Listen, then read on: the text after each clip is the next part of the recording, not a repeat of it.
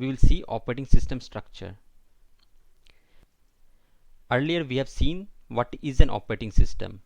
An operating system is a construct that allows the user application program to interact with the system hardware.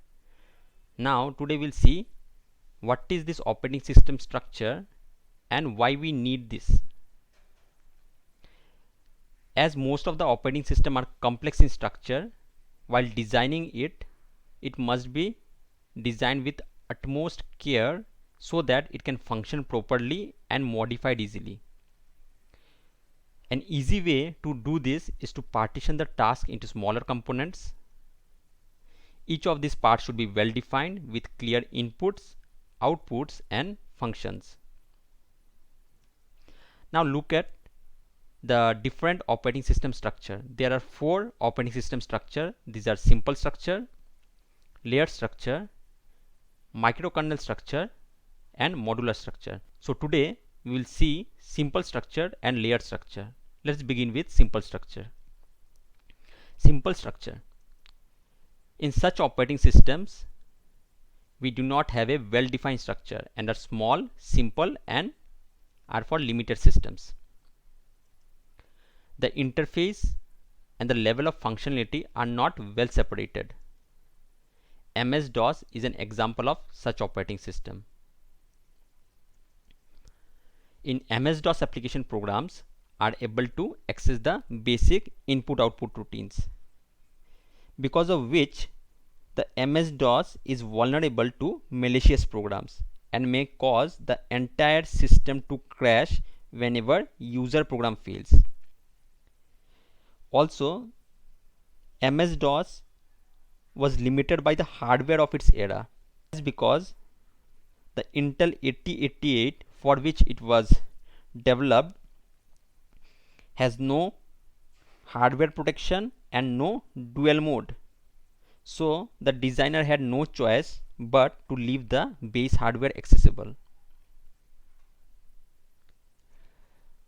This operating system caused the entire system to crash, just now what I have said, and if one of the program fails. There are 2 examples of this. One is the MS-DOS layer structure figure 1 and traditional Unix system figure 2. Just now we have discussed about MS-DOS. So coming to the traditional Unix structure. Unix was initially limited by the hardware functionality, consisting of 2 separate parts. One, the kernel and the system program. If you can see, the kernel is this particular part and rest of the part is the system program. The kernel is further separated into a series of interfaces and device driver. So your kernel, this particular kernel is divided by, or you can say separated by, a series of interfaces and device driver which have been added and expanded over the years as Unix evolved.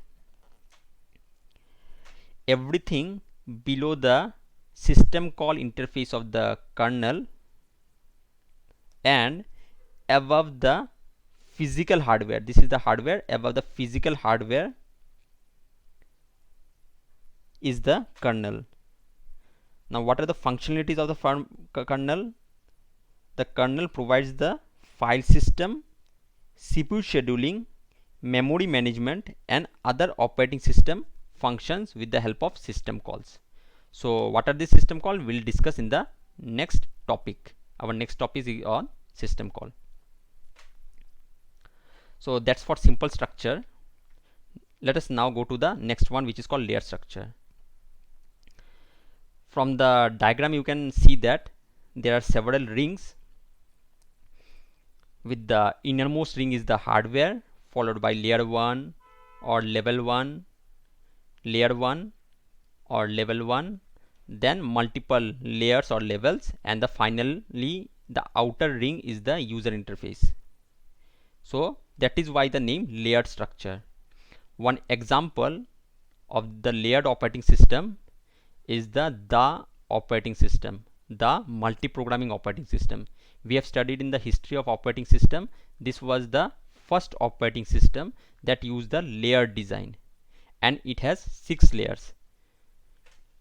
Zeroth layer, which is the hardware inner layer, followed by layer 1, which is the CPU scheduling layer, then layer 2 memory management, layer 3 process management, layer 4 buffering for input and output, and layer 5 user program. So this was the structure of the operating system.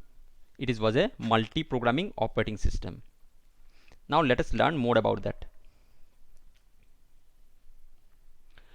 Layered structure. In this structure, the operating system is broken into a number of layers or levels, as you have seen in the diagram. A layer does not need to know how these operations are implemented. It needs to know only what these operations do. Hence, each layer hides the existence of certain data structures, operations, and hardwares from the higher levels, with bottom layer being the hardware and topmost layer being the user interface.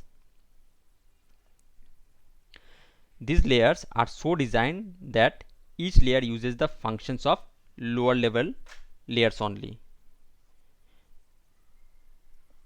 For example, when a user program executes an input output operation, it executes a system call that is trapped to the input output layer, which calls the memory management layer. So the program executes an input output operation, it executes the system call, which is taken by the input output layer, which in turn called the memory management layer. The memory management layer in turn called the CPU scheduling layer, which is then passed to the hardware. At each layer, the parameters may be modified, data may need to be passed, and so on. Each layer adds overhead to the system call. As a result, the system call takes longer than does on a non-layered system. Also, the debugging process is simplified, as if lower level layers are debugged and an error occurs during debugging, then the error must be on the layer only, as the lower level layers have already been debugged. The main disadvantage of this structure is that at each layer the data needs to be modified and passed on, which adds overhead to the system. For example, the device driver for the hard disk, which is generally used by virtual memory algorithm, must be at a lower level than the memory management routine. Remember that for a hard disk there are certain virtual memory algorithms which must be at a lower level than the memory management routines, because memory management routine requires the ability to use those hard disks. Moreover, so careful planning is also required, as a layer can use only the lower level layers. Unix is an example of this structure. In the previous example, that was the traditional Unix structure. Now as Unix evolved, this is the structure, that is the layered structure used by Unix. So that's all for today. In the next class we will discuss about two more operating system structure. These are microkernel and modular structure.